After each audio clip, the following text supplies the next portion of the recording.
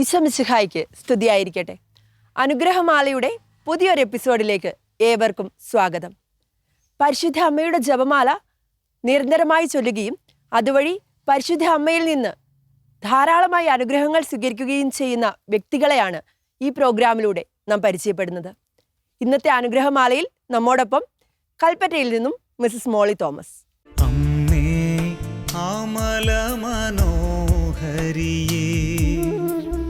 അഗതികൾക്കെന്നും ആശ്രയമേ, അമ്മേ അമല മനോഹരിയേ, അഗതികൾക്കെന്നും ആശ്രയമേ, അലിവിൻ നിറവേ, കനിവിൻ പൊരുളേ, അടിയങ്ങൾക്കെന്നും അഭയം നീയേ.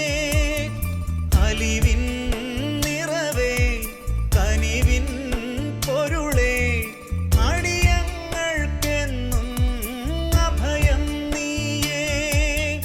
അടിയങ്ങൾക്കെന്നും ശരണം നീയേ.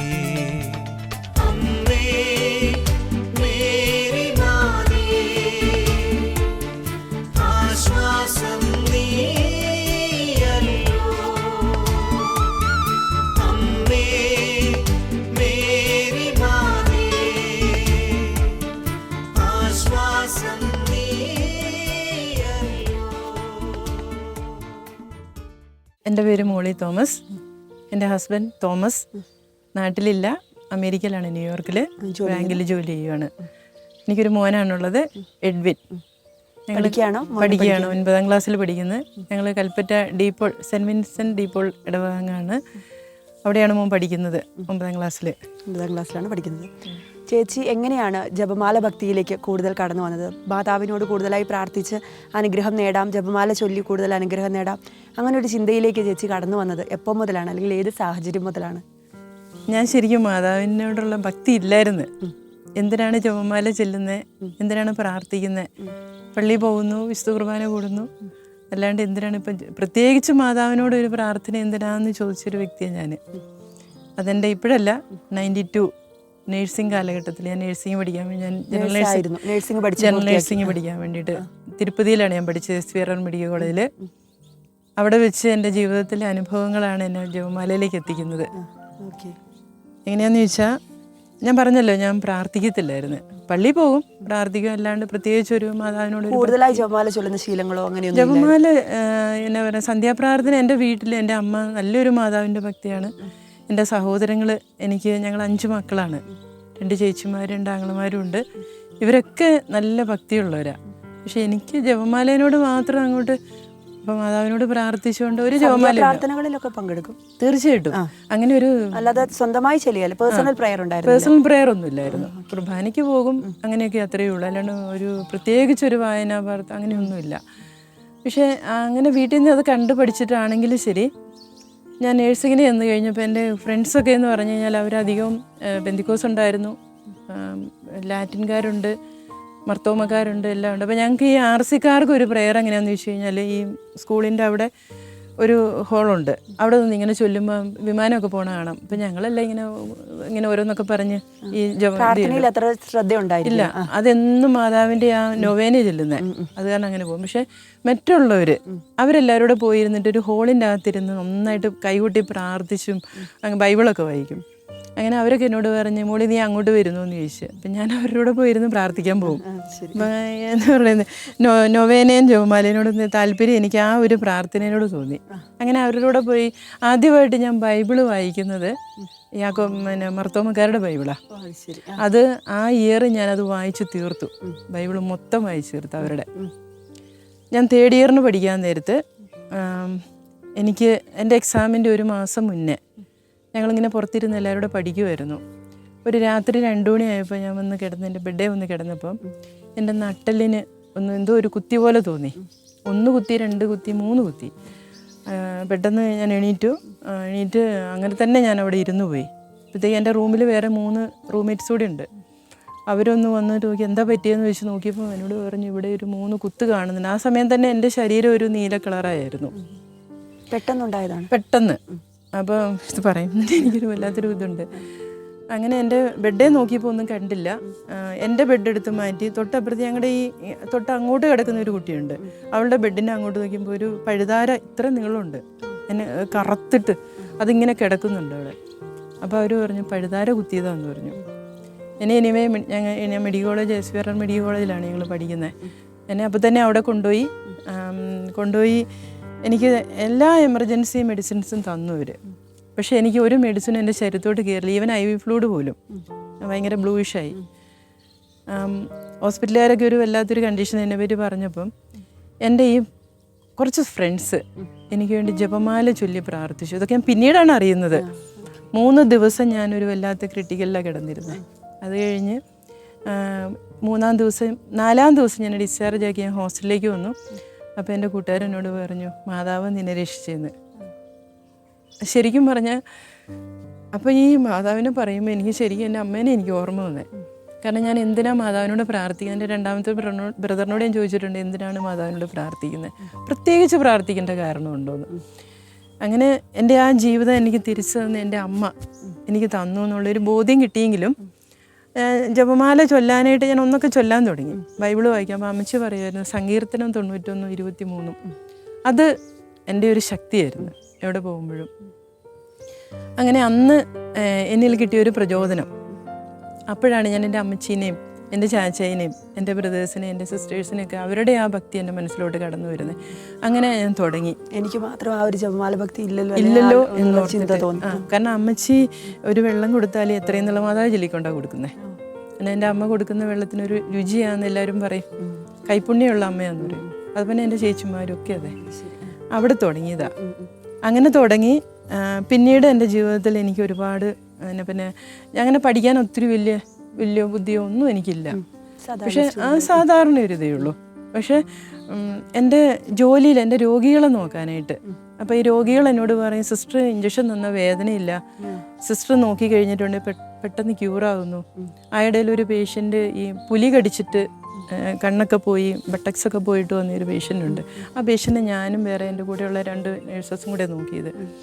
അപ്പോൾ അവിടെയൊക്കെ ഇവരൊക്കെ പറയുന്നുണ്ട് എന്താണെന്നറിയില്ല, സിസ്റ്റർ വരുമ്പോൾ ഞങ്ങൾക്കൊരു ആശ്വാസം, സിസ്റ്റർ എന്ത് സംസാരിക്കുമ്പോഴും ഞങ്ങൾക്കൊരു ആശ്വാസമാണ്. അപ്പോഴൊന്നും അറിയത്തില്ല, ഒരു പൊട്ടങ്ങളി പോലെ ഞാനിങ്ങനെ നടക്കും. പക്ഷെ വൈകിട്ട് വന്നു കഴിയുമ്പോൾ ബൈബിള് വായിക്കുന്നു, ജപമാല ചൊല്ലുന്നു. പരിശുദ്ധാത്മാവിന്റെ പ്രത്യേക അഭിഷേകം ആരോഗ്യങ്ങളിലേക്ക് ഇതൊന്നും എനിക്ക് അറിയില്ല, മനസ്സിലാകുന്നില്ല. അങ്ങനെ ഇരുന്നു. ആ ഒരു കാലഘട്ടമൊക്കെ കഴിഞ്ഞു പോയി. ഞാൻ കോഴ്സെല്ലാം കഴിഞ്ഞ് നാട്ടിൽ വന്നു. എനിക്ക് പിന്നെ കോഴ്സ് കഴിഞ്ഞ് വന്നു കഴിഞ്ഞിട്ട് ഞാൻ എൻ്റെ രണ്ടാമത്തെ ബ്രദർ ബോംബെയിലാണ്. അപ്പം എന്നെ കൊണ്ടുപോകുന്നതിന് മുന്നേ എന്നോട് പറഞ്ഞു ഒരു ധ്യാനം കൂടാനായിട്ട്. എൻ്റെ അമ്മച്ചിയും നാത്തൂനും കൂടെ പോകുന്നുണ്ട്. അങ്ങനെ ഞാൻ ഡിവൈനിലേക്ക് പോവുകയാണ്. ഡിവൈൻ ധ്യാന കേന്ദ്രത്തിൽ, അതായത് 98 പോയി. അവിടെ ചെന്ന് ധ്യാനം കൂടാൻ പോകുന്നത് ഞാൻ അവിടെ ഹിപ്നോട്ടിസൊക്കെ ആയിരിക്കും, ആരെങ്കിലൊക്കെ ഇങ്ങനെ സാക്ഷ്യം പറയിപ്പിക്കുന്നതായിരിക്കും എന്നൊക്കെ പറയും. അതൊക്കെ കാണാൻ വേണ്ടി പോയിരുന്നു. വലിയ വിശ്വാസം, വലിയ താല്പര്യം ഇല്ല. ഞാൻ അവിടെ പോയി കണ്ടേക്കാം, ഒന്ന് കാണാം. അവിടെ സാക്ഷ്യം പറഞ്ഞപ്പോൾ ഞാൻ പറഞ്ഞു ഇതൊക്കെ മനസ്സിലിങ്ങനെ ഇതൊക്കെ ഇങ്ങനെ ചുമ്മാ ഇവരെ കൊണ്ട് ഇങ്ങനെ പറയിപ്പിക്കുമായിരിക്കുന്നു. ആ ധ്യാനവും കഴിഞ്ഞ് ഞാൻ തിരിച്ചു പോന്നു. എന്നെ ബോംബെയിലേക്ക് എൻ്റെ ബ്രദർ കൂട്ടിയിട്ട് പോയി. ഞാൻ അവിടെ ജോലി ചെന്ന് കഴിഞ്ഞപ്പം ഞാനൊരു കാർഡിനൽ ഗ്രേഷ്യസ് മെമ്മോറിയൽ ഹോസ്പിറ്റൽ വസൈൽ, ഒരു ഗ്രാമപ്രദേശമാണ്. അവിടെ ജോലിക്ക് ചെന്ന് കഴിഞ്ഞ് എനിക്ക് ലാംഗ്വേജ് ഒന്നും അങ്ങനെ അറിയത്തില്ല, ഇംഗ്ലീഷും അറിയത്തില്ല, അധികം ഹിന്ദി ഒന്നും അറിയത്തില്ല, മറാഠിയാണ് അവിടെ വേണ്ടത്, അതും എനിക്കറിയത്തില്ല. അങ്ങനെ എൻ്റെ ആ ജോലിയിൽ വെച്ച് എനിക്ക് ഒത്തിരി തിക്താനുഭവങ്ങളുണ്ട്. പണി നന്നായിട്ട് ചെയ്യും, പക്ഷെ ഭാഷ അങ്ങനെ അറിയത്തില്ല. അവിടെ വെച്ച് എനിക്ക് 2-3 ചേച്ചിമാരുണ്ടായിരുന്നു കൂട്ടുകാർ, അവരൊക്കെ മാതാവിൻ്റെ ഭക്തിയുള്ളവരാ. അതിൽ കൂടെ ഞാൻ വീണ്ടും മാതാവിനോട് എടുക്കാൻ തുടങ്ങി. പിന്നെ ജപമാല ഭക്തിയിലോട്ട് വരുന്നു. 1 ഇയർ അവിടെ ജോലി ചെയ്ത് കഴിഞ്ഞപ്പോൾ എനിക്ക് കാർഡിയോളജി പഠിക്കാനായിട്ട് കോയമ്പത്തൂരിലേക്ക് കിട്ടി. ഞാൻ കുപ്പസ്വാമി നായിഡു മെമ്മോറിയൽ ഹോസ്പിറ്റൽ കോയമ്പത്തൂർ പഠിക്കാൻ വന്നപ്പം ആ ഇൻ്റർവ്യൂവിൽ ശരിക്കും എന്നെ മാതാവ് ജയിപ്പിച്ചത്. ആ സമയത്തൊക്കെ ജപമാല ചൊല്ലിയായിരുന്നു? കൂടുതൽ 1-2 ചൊല്ലും, അത്രേ കൂടുതലായിട്ടില്ല. എന്നാലും പേഴ്സണൽ പ്രെയർ ഉണ്ട്. പേഴ്സണൽ പ്രെയർ ഉണ്ട് അപ്പോഴൊക്കെ. പിന്നെ ബൈബിൾ വായിക്കും. ജപമാല കൂടുതൽ ചൊല്ലും, 1-2 തവണ ജപമാലയൊക്കെ ചൊല്ലും. അവിടെ വെച്ച് എൻ്റെ കഴിവല്ല എന്നെ ആ കാർഡിയോളജി ഞാൻ പഠിച്ചത്. എനിക്ക് ചിത്രം വരയ്ക്കാൻ അറിയില്ല. എന്നെ ഹാർട്ടൊക്കെ വരയ്ക്കാൻ പറഞ്ഞാൽ ഇങ്ങനെയൊന്ന് വരച്ചു വെക്കും, അത്രയേ ഉള്ളൂ. പക്ഷെ അവിടെ വെച്ച് എൻ്റെ പരിശുദ്ധ അമ്മ എന്നെ അത് പഠിപ്പിച്ചു. ഒരുപാട് അത്ഭുതങ്ങൾ നടന്നു. അവിടെ തുടങ്ങി എനിക്കൊരു ഇതായിരുന്നു, ഒരു പേഷ്യൻ്റ് സിക്കായി മരണത്തിനോട് മല്ലടിക്കുമ്പം ECG എന്നാന്ന് പോലും അറിയത്തില്ലാത്ത ഞാൻ ജോയിൻ ചെയ്ത് 2 ദിവസം രണ്ടാഴ്ചയായിട്ടുള്ളൂ. ആ സമയത്ത് ആ പേഷ്യൻറ്റിനെ പോയി കംപ്രഷൻ കൊടുത്ത് രക്ഷിക്കാനും അപ്പോൾ ഡോക്ടേഴ്സ് പറഞ്ഞു ഇതൊരു വലിയ ഒരു മിറക്കിളാന്ന് പറഞ്ഞു. ആക്ച്വലി എനിക്കൊന്നും അറിയില്ല. അവിടെ ഈ പ്രാർത്ഥനയാണ് എന്നെ വഴി നടത്തിയത്. പരിശുദ്ധമ്മ നമ്മളിലൂടെ പ്രവർത്തിച്ചു. പരിശുദ്ധമ്മ പ്രവർത്തിക്കുന്നതായിരുന്നു. ഞാനത് മനസ്സിലാക്കാനായിട്ട് വൈകിപ്പോയി. അങ്ങനെ ഒരുപാട് മിറക്കിളായിരുന്നു ഓരോ പേഷ്യൻറ്റിനെ ഞാൻ നോക്കാൻ നേരത്ത്. പിന്നെ ആ കാലഘട്ടങ്ങളൊക്കെ കഴിഞ്ഞു പോകുന്നു. ഞാൻ കുറച്ചുകൂടെയൊക്കെ മാതാവിനോട് അടുക്കാൻ തുടങ്ങി. ഓരോരോ രോഗാവസ്ഥകളൊക്കെ എന്നിൽ കടന്നു വന്നു. എൻ്റെ മൂക്കിൽ കൂടെ ഇടയ്ക്കിടയ്ക്ക് ബ്ലഡ് വരുമായിരുന്നു. ഇതിലൊക്കെ ഞാനിങ്ങനെ എന്നാ പറഞ്ഞാൽ കൊന്ത കൈ പിടിച്ചില്ലെങ്കിലും കയ്യിലിങ്ങനെ എണ്ണിക്കൊണ്ടിരിക്കും എത്രയും തള്ള മാതാവൊക്കെ ചെല്ലും.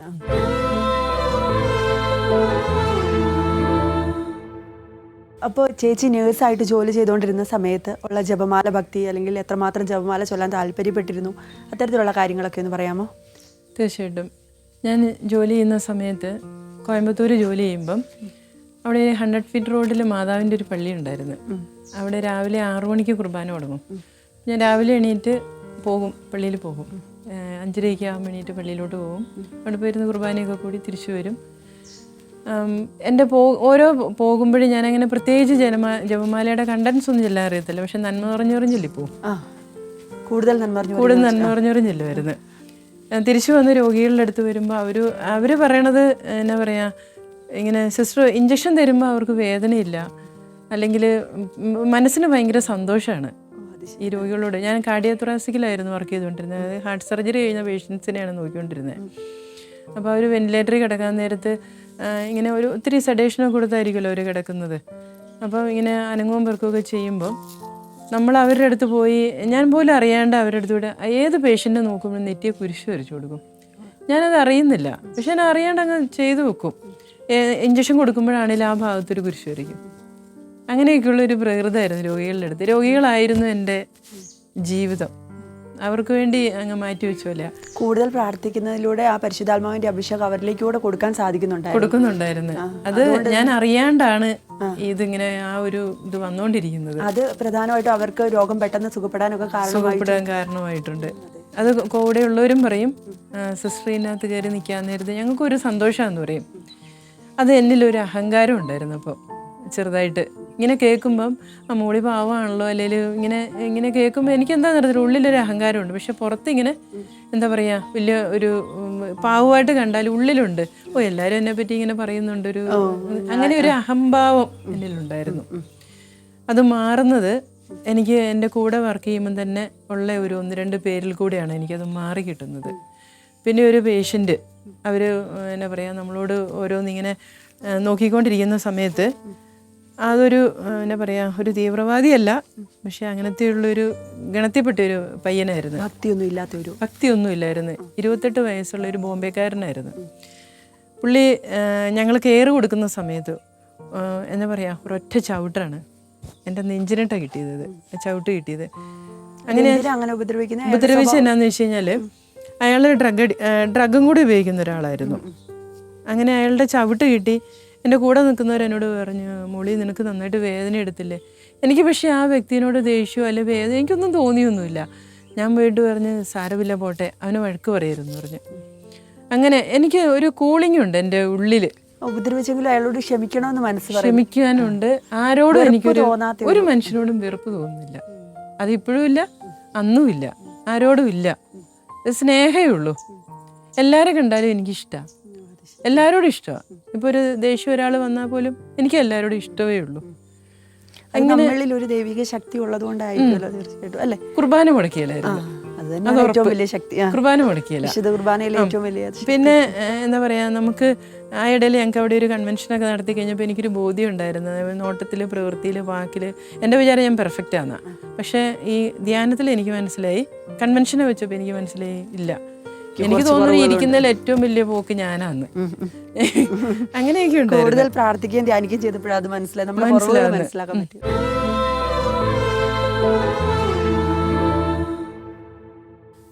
എൻ്റെ ജീവിതത്തിലെ എൻ്റെ ഏറ്റവും വലിയ ഗിഫ്റ്റ് മാതാവ് തന്ന എൻ്റെ മോനാണ്. അതെങ്ങനെയാണെന്ന് വെച്ചാൽ, എനിക്ക് നന്നായിട്ട് പിന്നെ എന്താ പറയുക, ബ്ലീഡിങ് ആയിരുന്നു. ബ്ലീഡിങ് വന്നു. അത് ഒത്തിരി ഓവറായി. ഒരു സൺഡേ ആയ കാരണം എനിക്ക് ഹോസ്പിറ്റലിൽ ഞാൻ പോയില്ല. കാരണം ഡോക്ടേഴ്സൊന്നും ഇല്ലയെന്ന് വിചാരിച്ചിട്ട് ഇങ്ങനെ ബ്ലീഡിംഗ് ആയിട്ട് പോയില്ല. ഞാനിങ്ങനെ ബാത്റൂമിൽ വെച്ച് ഇങ്ങനെ എൻ്റെ അമ്മേനോട് പ്രാർത്ഥിക്കുന്നത്. അപ്പോൾ എൻ്റെ മനസ്സിൽ IMS അമ്മേനെയാണ് വരുന്നത്. ഞാൻ അമ്മേനോട് പറഞ്ഞു, അമ്മേ എനിക്ക് എൻ്റെ ബ്ലഡ് മുഴുവൻ പോയി തീരുവാണ്. പക്ഷേ അമ്മ എനിക്ക് തരുന്നത് ആണോ പെണ്ണോ, കറുത്തതോ വെളുത്തതോ, ഇതൊന്നും എനിക്ക് പ്രശ്നമല്ല. പക്ഷെ അംഗവൈകല്യമില്ലാത്തൊരു കുഞ്ഞിന് നീ എനിക്ക് തരണം. കാരണം എൻ്റെ ഏജ് ഓവറായി. അപ്പോൾ എനിക്ക് അംഗവൈകല്യമില്ലാത്തൊരു കുഞ്ഞിന് നീ തരണം എന്ന് പറഞ്ഞു. ഇത്രയും ഞാൻ പറഞ്ഞുള്ളൂ. അങ്ങനെ വന്നാൽ ഞാൻ നിൻ്റെ അടുത്ത് വരും എൻ്റെ കുഞ്ഞുമായിട്ട്. ഇത്രയും പറഞ്ഞു. ഞാൻ റൂമിലേക്ക് വന്നു. പിറ്റത്തെ ദിവസമാണ് ഞങ്ങൾ മൺഡേ മോർണിംഗിൽ പോയി ഡോക്ടറെ അടുത്ത് കണ്ടു. ഡോക്ടർ പറഞ്ഞു എല്ലാം പോയി, ഇനിയൊന്നും പ്രത്യേകിച്ചൊന്നും കാണാനൊന്നുമില്ല, കുറച്ചേ ഉള്ളൂ, അത് DNC ചെയ്ത് കളയണം എന്നൊക്കെ പറഞ്ഞു. അപ്പോൾ ഞാൻ പറഞ്ഞു നഷ്ടപ്പെടുന്ന അവസ്ഥ. അതായത് കാരിത്താസ് ഹോസ്പിറ്റലിലാണ് ഡോക്ടർ ഹാരിഷ്. ഡോക്ടർ അങ്ങനെ പറഞ്ഞപ്പോൾ ഞാൻ പറഞ്ഞു, സാറേ അത് ഇല്ല, കാരണം ഇതെൻ്റെ അമ്മ തന്നെ എനിക്ക് എന്ന് പറഞ്ഞപ്പോൾ സാറ് പറഞ്ഞു അങ്ങനെയാണ് ഞാൻ എൻ്റെ പ്രൊഫഷൻ മാറ്റുമെന്ന് പറഞ്ഞു. DNCക്ക് വേണ്ടി ബ്രദേഴ്സിൻ്റെ അടുത്ത് നിന്ന് സൈൻ വരെ വാങ്ങിയതാണ്. ഞാൻ സമ്മതിച്ചില്ല. തിരിച്ച് വീട്ടിലേക്ക് വന്നു. അപ്പോൾ എന്നോട് പറഞ്ഞു 22 ദിവസം ബെഡ് റെസ്റ്റ് തന്നെ എടുത്തു. ഞാൻ ജോലിക്ക് പിന്നെ പോയില്ല. അങ്ങനെ റെസ്റ്റ് എടുത്തു. അങ്ങനെ ഒരു നീണ്ട 8 മാസക്കാലം സ്കാൻ ചെയ്യുമ്പം സ്കാൻ റിപ്പോർട്ടുണ്ട്, അതിനകത്ത് എഴുതി നോ ഫേസ്. എൻ്റെ മോന് ഹസ്ബൻഡിനോട് പറഞ്ഞില്ല, വീട്ടിലുള്ളവരോട് പറഞ്ഞില്ല, ആരോടും പറഞ്ഞാൽ ഹസ്ബൻഡ് ഒത്തിരി കരയും, എന്തെങ്കിലും ആയിത്തീരും. ബ്രദേഴ്സിനോട് സഹോദരങ്ങളോടൊക്കെ എൻ്റെ ചേച്ചിമാരോടൊക്കെ പറഞ്ഞാൽ ഒന്നും ഉണ്ടാവില്ല, അങ്ങനെ ആയിപ്പോവും. എന്നാൽ ഇവർക്കെല്ലാം ഇങ്ങനെ ഒരു കാര്യം കേൾക്കുമ്പോൾ എല്ലാവരും തളരും. പ്രത്യേകിച്ച് ഇവർക്ക് എൻ്റെ അമ്മച്ചിയും ചാച്ചനും ഇല്ല, മരിച്ചു. കാരണം എൻ്റെ സഹോദരങ്ങൾക്ക് ഞാൻ എന്ന് പറഞ്ഞാൽ അവരുടെ മക്കളേക്കാൾ ജീവൻ എന്നെ, ഞാൻ കഴിഞ്ഞിട്ടേ ഉള്ളൂ അവരുടെ മക്കള്. അത് കാരണം ഞാൻ പറഞ്ഞില്ല. ഹസ്ബൻഡ് അതിലേറെ ഒരു സില്ലി മാനാണ്. അപ്പോൾ ആരോടും പറഞ്ഞില്ല. ഞാൻ അമ്മേനോട് പറഞ്ഞു, അമ്മയല്ലേ എനിക്കുള്ളത്, എൻ്റെ ജപമാലയാണ്. ഞാൻ എത്ര ജപമാല ഇല്ലെന്ന് എനിക്കറിയാൻ പാടില്ല, എത്ര എന്നുള്ള മാധവ ചെല്ലുമെന്ന് എനിക്കറിയത്തില്ല. ഞാൻ അതേപോലെ ജപമാല ഇല്ലുമായിരുന്നു. അങ്ങനെ ഈ ഡോക്ടർ ഇങ്ങനെ പറഞ്ഞു, എനിക്ക് തന്നിരിക്കുന്ന എൻ്റെ മകൻ എത്ര മാസം വരെ ഡോക്ടർ 8 മാസം നോ ഫേസ് ആയിരുന്നു. അപ്പോൾ അവിടുന്ന് കോട്ടയത്തു നിന്നായിരുന്നു ഇത് ചെയ്തുകൊണ്ടിരുന്നത്. എന്നെ ഡെലിവറിക്ക് വേണ്ടിയിട്ട് വയനാട്ടിൽ കൽപ്പറ്റ ലിയോ ഹോസ്പിറ്റലിലേക്ക് വന്നു. കാരണം എനിക്ക് സുരേന്ദ്രൻ ഡോക്ടർ ഹോസ്പിറ്റലിൽ ഡെലിവറി ഉണ്ടെങ്കിൽ അവിടെ മതി എന്ന് പറഞ്ഞായിരുന്നു. ഇവിടെ വന്നപ്പോൾ ഡോക്ടർ എന്നോട് പറഞ്ഞു, സ്കാൻ ചെയ്തപ്പോൾ ഞാൻ പറഞ്ഞു, സാറേ ആരോടും ഞാൻ പറഞ്ഞിട്ടില്ല, ഇങ്ങനെ നോ ഫേസ് ആണെന്ന് പറഞ്ഞു. റിപ്പോർട്ട് കാണിച്ചു. അപ്പോൾ സാർ എന്നോട് പറഞ്ഞു, നീ വിഷമിക്കണ്ട, നിനക്ക് കയ്യിൽ തരുമ്പോൾ ഫേസ് ഉണ്ടാവും എന്ന് പറഞ്ഞു. അങ്ങനെ പറഞ്ഞു. എന്താണേലും എൻ്റെ ഡെലിവറിക്ക് എൻ്റെ മോനെ എനിക്ക് ദൈവം തന്നു. 3.5 കിലോ ഉള്ള നല്ലൊരു പൂർണ്ണ ആരോഗ്യമുള്ള ഒരു കുഞ്ഞിനെ എൻ്റെ കയ്യിലേക്ക് തന്നു ഈശോ. അതാണ് എൻ്റെ മോൻ. അത് ശരി, ഇതാണ് മോന് എഡ്വിൻ അല്ലേ? മോൻ എത്രാം ക്ലാസ്സിലാണ് പഠിക്കുന്നത്? 9ാം ക്ലാസ്സിൽ പഠിക്കുന്നത്. ഏത് സ്കൂളിലാണ് പഠിക്കുന്നത്? DePaul public school. സ്കൂളിലാണ് പഠിക്കുന്നത്. ഇതാണ് പരിശുദ്ധ അമ്മയുടെ അനുഗ്രഹം കൊണ്ട് ലഭിച്ച, പരിശുദ്ധ അമ്മയുടെ അനുഗ്രഹം കൊണ്ട് തന്ന മോനെ. ഇത് എൻ്റെ മാതാവ് എനിക്ക് തന്നതാ. ഇതിലൊന്നും എനിക്ക് മനസ്സിലായത് എന്നാന്ന് ചോദിച്ചു കഴിഞ്ഞാൽ, നമ്മുടെ ഉള്ളിൽ അഹംഭാവം ഉണ്ടാകരുത്. ഒന്ന് എന്നെ പഠിപ്പിച്ചു അത്. അടുത്തത് നമ്മൾ ചെയ്യുന്നത്, എൻ്റെ അമ്മ പറയുമായിരുന്നു, എൻ്റെ അമ്മ പറയുന്നത് എന്നാ വെച്ചിട്ടുണ്ടെങ്കിൽ, നമ്മളൊരു ഗ്ലാസ് വെള്ളം ഒരു വ്യക്തിക്ക് കൊടുത്താലും അത് മനസ്സോടെ കൊടുക്കണം. എന്തായാലും ഞാൻ അങ്ങനെ അതൊക്കെ അങ്ങനെ തന്നെയായിരുന്നു കേട്ടോ. എന്ത് ചെയ്യുമ്പോഴും അമ്മച്ചി പറയും വലങ്കേ ചെയ്താൽ ഇടങ്കേ അറിയരുതെന്ന്. പിന്നെ എനിക്കൊരു വേറെ ഇതെന്നു വെച്ച് കഴിഞ്ഞാൽ, ചെറുപ്പം തുടങ്ങിയ എനിക്കിപ്പം നമുക്കൊരു 2 സാധനം എനിക്കൊണ്ട് ഒന്ന് പെറുക്കി കൊടുക്കും ഞാൻ. അത് ആരോടും ചോദിക്കുകയില്ല. കല്യാണം കഴിഞ്ഞ് ഹസ്ബൻഡിനെ കിട്ടിക്കഴിഞ്ഞപ്പോഴും ഹസ്ബൻഡിൻ്റെ അടുത്ത് ഞാൻ ചോദിക്കാറില്ല. അതായത് എൻ്റെ സാലറിയുടെ പെർസെൻറ്റേജ് ഞാൻ അർഹതപ്പെട്ട കാര്യങ്ങളിൽ കൊടുക്കാനായിട്ട് ആഗ്രഹിക്കും. അത് ഞാൻ വിളിച്ചപ്പോൾ അങ്ങനെ ഇപ്പം ഇങ്ങനെ ഒരു ഇതായിട്ടാണ് പറഞ്ഞത് കേട്ടോ. ആർക്കോ എന്തെന്നൊന്നും ആരോടും പറയാറില്ല, ചോദിക്കാറുമില്ല. ഇപ്പോൾ ഹസ്ബൻഡിനോടും ചോദിക്കാറില്ല. ഹസ്ബൻഡിൻ്റെ സാലറിയിൽ നിന്ന് എടുത്തിട്ട് ആ പെർസെൻറ്റേജ് ഞാൻ കൊടുക്കും. എപ്പോഴും ചെയ്തുകൊണ്ടിരിക്കുന്ന. അങ്ങനെ നമ്മുടെ സഹായം സ്വീകരിക്കാൻ യോഗ്യതയുള്ളവർ അല്ലെങ്കിൽ എത്തിക്കും, കണ്ടെത്തി കൊടുക്കും. പിന്നെ എന്നാ പറയുക, ഉള്ളിലിപ്പം ആരെയും ഇപ്പോൾ ഒരു ആണാണേലും പെണ്ണാണേലും അവരോടെല്ലാം എൻ്റെ മനസ്സിൽ തന്നെ ഒരു സഹോദര സ്നേഹവും ഓവർ സ്നേഹവുമാണ് എല്ലാവരോടും. അതാരാണേലും ശരി, എല്ലാവരോടും ഒത്തിരി സ്നേഹമാണ്. കാരണം എൻ്റെ ഇതെന്ന് വെച്ചാൽ ഞങ്ങൾ ഒത്തിരി എന്നാ പറയുക വലിയ പണക്കാരൊന്നും അല്ലായിരുന്നു. ഒരുപാട് കഷ്ടപ്പാടിൽ എന്നെയൊക്കെ പഠിപ്പിക്കുകയൊക്കെ ചെയ്യുന്നത്. അപ്പോൾ എന്താ ദാരിദ്ര്യം, എന്താ കഷ്ടപ്പാടെന്നൊക്കെ നന്നായിട്ടറിയാം. ഞാൻ ഏറ്റവും കൂടുതൽ സമയം കണ്ടെത്തുന്ന ജപമാല ചെല്ലാനായിട്ടും എൻ്റെ വർക്ക് പരമായിട്ട്. അപ്പം ഞാൻ വെളുപ്പിനെ 4 മണിക്ക് എണീറ്റ് കൊന്തയില്ലും. അത് ശരി, എല്ലാ ദിവസവും രാവിലെ എണീറ്റ് കൊന്തയില്ലും. അത് 4 എണ്ണവും തീർക്കും. 4 എണ്ണവും തീർത്തിട്ടാണ് ഞാൻ പള്ളിയിൽ പോകുന്നത്. സന്തോഷത്തിന് ദുഃഖം, പ്രകാശം, മഹിമ എല്ലാം 4ഉം തീർത്തിട്ട് 6 മണിക്ക് പള്ളിയിൽ പോകും. കുർബാന കഴിഞ്ഞ് വന്ന് 7 മണിയാകുമ്പോഴത്തേക്കും വീട്ടിൽ വരും. 6:30 കുർബാനയ്ക്ക് പോയിട്ട് ഞാൻ ഡീപ്പോൾ പള്ളി പോലെ നടക്കുകയില്ല. അപ്പോൾ ഞാൻ തൊട്ടടുത്തുള്ള പള്ളിയിൽ പോകും, ആറ്റും പള്ളിയിൽ പോകും. കുർബാന കഴിഞ്ഞ് വീട്ടിൽ വന്ന് അന്നത്തെ എൻ്റെ ദിവസം തുടങ്ങുന്നത്. ഞാൻ കൗൺസിലിംഗ് ആണ്, പിള്ളേരുടെ കൗൺസിലിംഗ് ആണ് എനിക്ക്. ഇതിനകത്ത് ഏറ്റവും കൂടുതൽ ജപമാല വലിയ പ്രാർത്ഥിക്കാൻ തുടങ്ങിയപ്പം എന്നെക്കൊണ്ട് പഠിക്കാൻ പറ്റില്ല, അല്ലെങ്കിൽ ഞാൻ നിർത്തിവെച്ച് സൈക്കോളജി എനിക്ക് പഠിക്കാൻ പറ്റില്ല എന്നുള്ളൊരു ചിന്തയായിരുന്നു. പക്ഷെ പ്രാർത്ഥിക്കാൻ തുടങ്ങിയപ്പോൾ എന്നെ ഗൈഡ് ചെയ്യാനായിട്ട് എനിക്ക് ഡോക്ടേഴ്സിന് കിട്ടി. അവരെന്നോട് പറഞ്ഞു, സിസ്റ്റർ ആ ഒരു ഫീൽഡിലോട്ട് തന്നെ പഠിക്കാൻ ഇറങ്ങണമെന്ന് പറഞ്ഞു. ഒരു ഗ്രാജുവേറ്റോ അല്ലെങ്കിൽ നമുക്കൊരു പഠനം കൂടെ ഉണ്ടായാലാണല്ലോ പറ്റുള്ളൂ. അതിനുവേണ്ടി ഞാൻ പഠിച്ചു. ഇപ്പോൾ ഞാൻ PhD ചെയ്തുകൊണ്ടിരിക്കുന്നു. സൈക്കോളജി PhD ചെയ്തുകൊണ്ടിരിക്കുകയാണ്. ഇനി 1.5 വർഷം കൂടി ഉണ്ട്. എന്നെ ഏറ്റവും കൂടുതൽ സഹായിക്കുന്നതിന് ഡോക്ടർ ലിസിലാണ്, സൈക്കോളജിസ്റ്റ്. എവിടെയാണ്? സാർ KJ ഹോസ്പിറ്റലാണ്. ഇതിനകത്ത് എനിക്ക് എൻ്റെ കഴിവെന്ന് പറഞ്ഞില്ല. ഈ രോഗികൾ വരാൻ നേരത്തെ കുട്ടികൾ വരുമ്പോൾ അവർ പറയുന്നത് 1 2 സിറ്റിംഗ് അല്ലെ 3 സിറ്റിംഗ് ഇരിക്കുമ്പോൾ തന്നെ അവർക്ക് സൗഖ്യം കിട്ടുന്നുണ്ടെന്ന് പറയുന്നു. തിയറി ഒന്നുമല്ല ഞാൻ അവിടെ പറയുന്നത്, എനിക്കറിയില്ല എന്താന്ന്. അവർക്ക് എൻ്റെ പരിശുദ്ധ അമ്മ എൻ്റെ വായിൽ നിക്ഷേപിക്കുന്ന കാര്യങ്ങൾ ഞാൻ പറയുന്നു എന്നുള്ളതാണ്. എന്താണേലും ഒരാൾ പോലും നെഗറ്റീവായിട്ട് പറഞ്ഞിട്ടില്ല. എല്ലാവർക്കും സന്തോഷമാണ്. അവർ വചനം പറഞ്ഞു കൊടുക്കുമ്പോൾ ആ വചനം എഴുതി വെച്ച് പോയി പ്രാർത്ഥിക്കുന്നവരുണ്ട് കുട്ടികൾ. ഒത്തിരി ഇവരോട് ജപമാല എൻ്റെ ഇത് വാങ്ങിച്ചു പോകുന്നവരുണ്ട്, മാതാവിൻ്റെ ഫോട്ടോ വാങ്ങിച്ചു പോകുന്നവരുണ്ട്.